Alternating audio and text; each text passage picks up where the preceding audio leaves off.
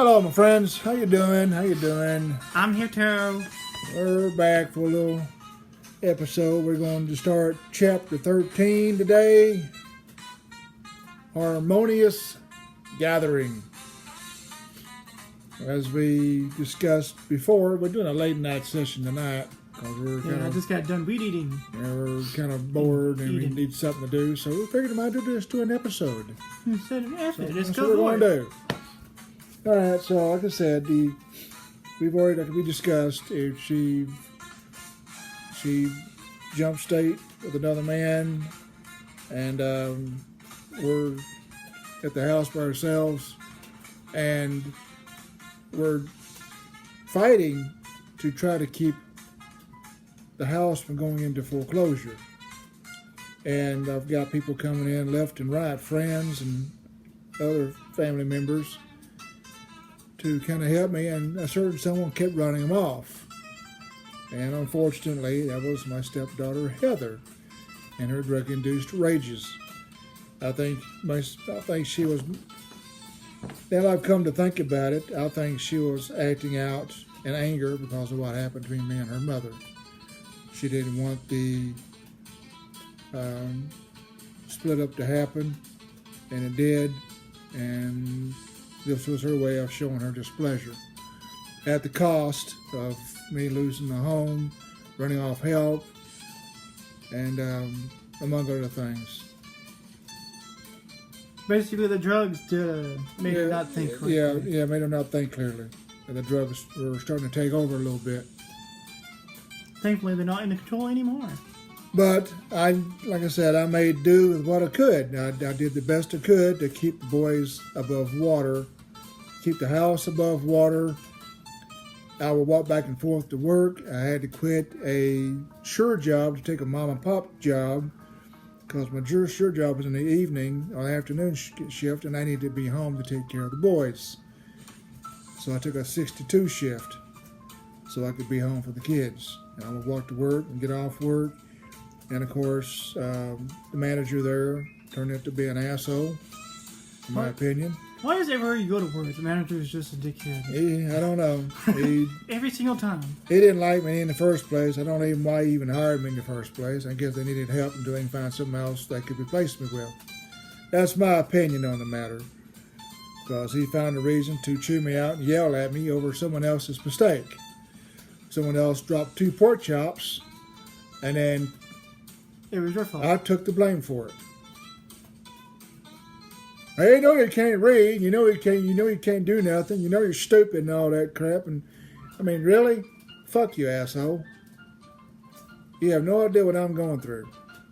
No damn idea, you know. And so that kind of pissed me off a little bit. I didn't say nothing because I couldn't. I was trying to take care of my kids. So a couple weeks later, he decided to find a way to lay me off. That way I could draw unemployment while I was trying to figure out what to do at the house. My sister, Heather came back. I kicked her out once, and a few months later she came back. And she brought her boyfriend with her. They had a little trailer out in the back, and I let her stay out there. I hooked up a cord, get some electricity out there, and her and the baby, Ethan, laid out there in that trailer. Because I had no room inside. Because I had a house full. I had my Amy and her friend were in the garage, and the boys were in the room. The other room was off limits. What was the other room? It was it was her room, and then in Tim's room, then back to her room. It was the room they were staying in. They were there. But and I gradually had to kick one drug user after the next out of my house. They'd bring their crap in, I'd catch them, kick them out. They'd bring their crap in, I'd catch them, kick them out. One by one, I had to dwindle it down. So I was fighting to keep the drugs and the crap out of my home because they kept trying to sneak the shit in because they wanted to try to take advantage of me, to try to set me up so I can lose the boys. And I kept having to run them off. It's one battle after the next. It was one battle after the next. Like I said, I did everything I could to give those boys. But hey, we're still here. It means we won, right? Yeah, but we're still here, so it means I ended up winning the battle. But the way I had to, it was tough going for a little bit. It was rough. I was at the bottom of the barrel when the floors were falling out of the house. The bottom, the basement part of it underneath was flooded with water. The electrical outlets were faltering left and right. All the money that was sent to fix the house after the tornado damage was squandered and wasted.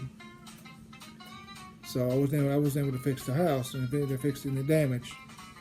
So the house just began to fall apart because she, like I said, she left out. So it was a tough situation. But I held it together as much as I could. And like I said, I think she was pointing out all the stops to try to get me to falter, to give up. And so she could get the kids. And I wasn't going to quit. You refused. I refused. I continued to borrow. I got back and Basically, they underestimated your willpower. Yeah. My willpower was underestimated big time. I ended up getting on SNAP, food stamps. Like I said, bumming rides left and right to go get groceries.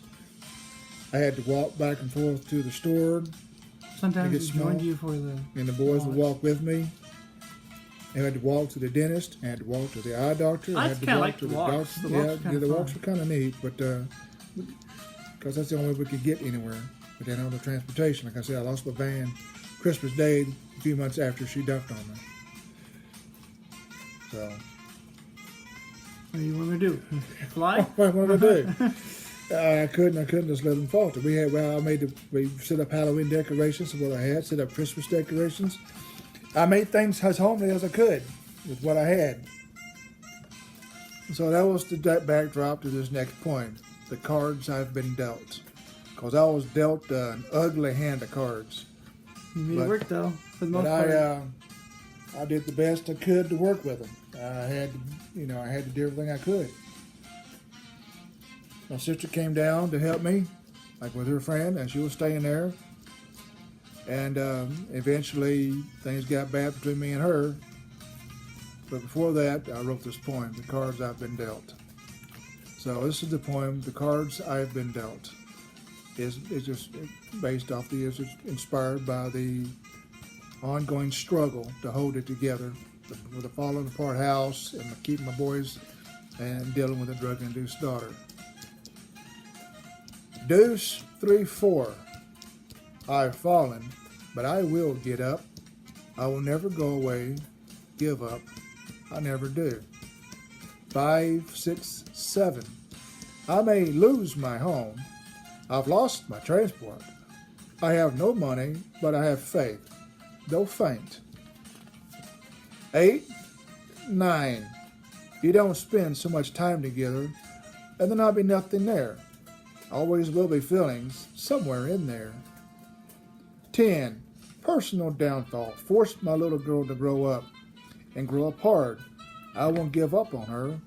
Ray of hope is still visible. Jack, Queen, my pride, my joy. I have to be apart from them from time to time. The emotional strain overwhelming. King, miracle in the making. Maybe love on the horizon. I don't know. Doesn't matter. Maybe not.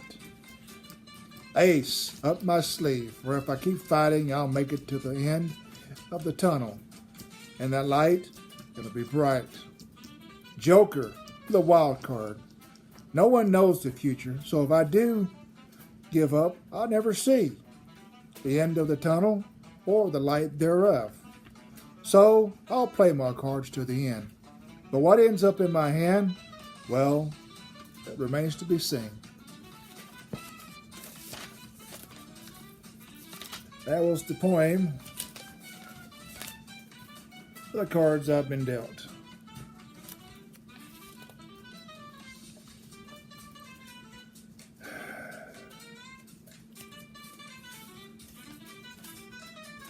I like if we used to play war together.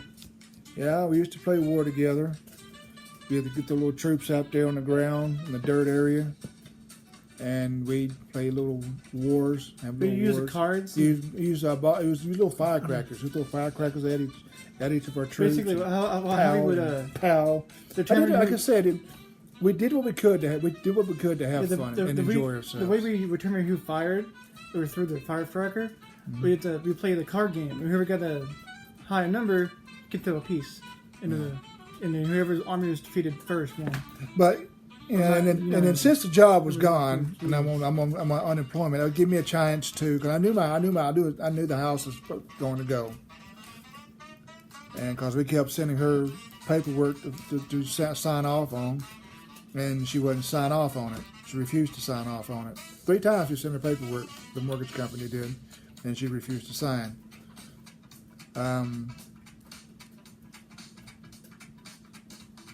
So there was that. I lost my train of thought. Oh yeah, well, the unemployment. It gave me a chance to consolidate down. I had a bunch of stuff. I had a bunch of items. So me and my sister, we tore down an old camper trailer, recycled it, gathered a bunch of junk, gathered a bunch of trash, lined it up in the front, then called the trash people to come by periodically, pick 5, 6 bags up at a time. Just every week, you have someone come in. They eventually got all the trash, and all the yard cleaned up, the house cleaned up. And then once I got all the trash out of there and everything I was wanting to throw away, got all that stuff out of my way, and then I started having yard sales. I put stuff out in the garage, and because Toys we didn't use anymore. eventually Amy gave up on me. She thought Heather was doing something in the back, and since I wouldn't act quick enough, she decided she was going to leave. I had to have proof. I have to have proof something's going on. And I eventually got there, but I wanted to know. I wanted to see for myself. So when she would leave, her and her cowboy character, when they would leave, I would go back there and I would snoop around. I would investigate, see if I can find some signs that something was going on. But in the meantime, since Amy cleared out the garage was down empty. Now I had nobody helping me. I had two female friends that were staying there. Both of them, one of them lost her house, and one of them, her boyfriend got into a fight, so I just let her stay in the garage for a little bit. Of course, her and Isaac had battles on the Mahjong Titans, little game, online game. They tried to outdo each other. Her name was Rashay, and she stayed for a few weeks with us. And What game was it? Mahjong Titans. Yeah, her and Isaac had constant battles trying to figure out who's going to be the best at it and who can get done fastest. Isn't that like the domino kind of game? Yeah, I think she ended up finally winning the overall battle and getting it done the fastest. But it was fun to watch them play it off. But we had some talks, and there were some serious talks about life in general. And when she left, she gave me a big hug for allowing her to stay there for a little bit. She kind of teared up because I made her feel like she was worth something. Yeah, she was. She was. And she went back to her boyfriend, and I think they're married now, and she's in the military. I got her on Facebook, by the way. Rashay. Yeah, the other one, I don't remember her name, but she stayed for a little bit. I gave her a couch because she was needing some furniture, and she finally went back to stay with her mother. So she left. So now it's just me and the boys. And of course, I still had Heather and Cowboy, and I finally found out my proof. I found a straw that had some powder on it, and I called the police out there and had them investigate it. And they asked Cowboy to leave. They kicked him out of the house because they couldn't find they said there nobody back there in that house until that trailer until they discovered what they wanted. And they found evidence of drug use. But since they couldn't find no evidence of drugs, Cowboy was forced to leave. And eventually he got killed in a drug deal gone bad in Pine Bluff. He actually robbed for me and my sons. I stole $160 from us for He's a drug dealer. So, Harmoneous. and then Heather, again, like I said, tough love. I woke up one morning and she had done left the house and left the baby there by herself. Didn't tell nobody. She just left, and that was the final straw. I got tired of her dumping her baggage and stuff off on me, her kid off on me, going off and getting high, and then coming back and taking care of her kids. So I got tired of it. So I called social services, and they met her when she got back, and they forced her to give her kids up and forced her into rehab. And she ended up being a better person because of it. It took a couple of years of fighting to get back with her sons. And she had 2 kids. I think she's had 3 now, maybe 4. But I had to take a stance. If I let her keep going the way she was going to go, she would have ended up in a ditch somewhere, and Ethan wouldn't have had a mom no more. So I had to take a stand. Did Ethan get big? Ethan got big. He's in college now. I think he's like almost 7 foot. Yeah, he's in college in Nashville now. But due to my stance, And he was a baby when I was like 12. yeah, he was little. He's big now though. And due to my stance, years later, I'll flash forward. Years later, she finally got her act together. Went there after she got through her rehab. They went through several years of it, by the way. Got better, and now she's a registered nurse. Mm-hmm. She did that to get rid of her blood phobia. She hated blood. And due to the fact that she's a registered nurse, she attributes that to me taking a stand against her and forcing her to get help. Because nobody else was going to do it. Nobody else is going to Everyone stand else up. just turned their backs away. Everybody else turned their backs and tried to run from it. You can't, when you care about somebody, you love them, You either stick with them. you stick with them and you do what you can. If there's a shimmer of hope, you do what you can. And due to the fact I took the stand and made her and forced her to get help, she now has her kids back. At least access to them. By access to them, which she actually has them back now because they're grown and she gets to have them anytime she wants them. But she's a registered nurse at Baptist Health Hospital in Little Rock. I'm serious. And they can't run the store. They can't run the thing without her. They call on her constantly when they need help. When they need something, a shot here or this there or medicine here, she's the first person they call because she went to nursing school when she got her shit straightened out, and she's en route to becoming a registered nurse, if not already a registered nurse. And her mother, at one point, was wondering, why do you love him so much after what he did and not me? And her words to her mother is because, Mom, he stayed and forced me to get help when you did not. He stayed and changed my life when you did not. Basically, I am who I am because of him. I'm successful. I'm because of successful because of him. I have a home of my own because of him. Because if she didn't get help, she would spend all her money on drugs. Because she was spending everything on drugs. And now that she's off drugs, That money can go somewhere else. that money went to a brand new home. A car, A new car, clothes, food, food. medicine. She has extravagant stuff, nice stuff, and a hell of a good job that they cherish every moment they have there with her because she runs the place.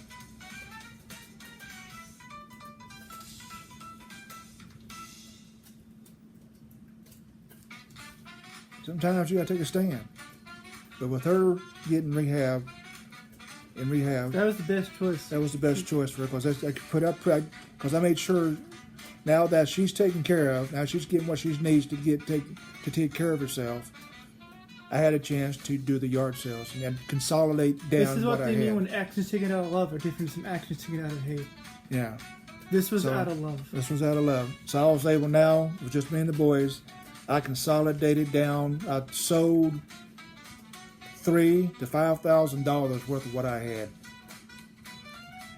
and I gave away what I couldn't sell.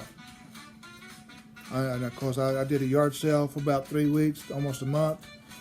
Then after I sold what I could, I put a sign up that says, "Free stuff. Come find what you want and take it." And they did. They showed up by the dozens and come there and gutted the garage for what I had left. Yeah, that bitch was empty. It was empty. So I had consolidated down. I think the only thing that wasn't And taken was the piano. we talked to the mortgage company, and we came to an agreement. If you give me till February 24th of the following year, give me time to get my taxes, get transportation, I will vacate the premises. And they told me as long as you excuse me, they As said long as to you me, leave it at a time. as long as you leave on time and you leave the house as clean as you can possibly, because they knew it's tore up. They knew it was falling apart. They told me that if you leave the house as good condition as you can, we'll cut even. So I didn't know a thing. It looks But good we now. had- We visited it. But I'm gonna read Battle Hardened here. So that was the inspiration for this next poem, what I had to go through. I'm gonna read Battle Hardened, but there's one more event I had to endure before I left the house. And we'll cover that in the next episode. So I'm gonna read Battle Hardened, and then we'll wrap this episode up. And we'll see you next time for the next episode. All right, Battle Hardened. You think it is over. You think it is done. You may even think you have won.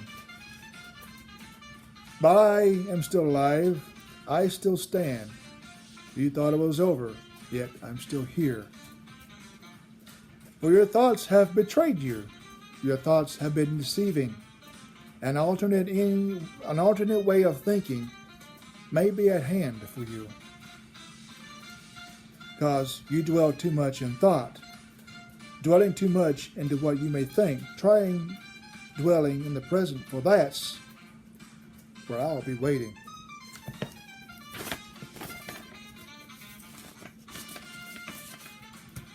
All right, we want to wrap that part of it up. And then we'll do the next episode and the last major event before I lose my home and move up here where I'm at the present time. And we meet more kids along the way. And start life anew, start life fresh. We all make friends here too. New atmosphere, new environment. Like I said, there's one more major obstacle that has to be overcome. And we will discuss that obstacle on the next episode of this chapter, The Harmonious Gathering. Until then, we'll see you next time. Take care.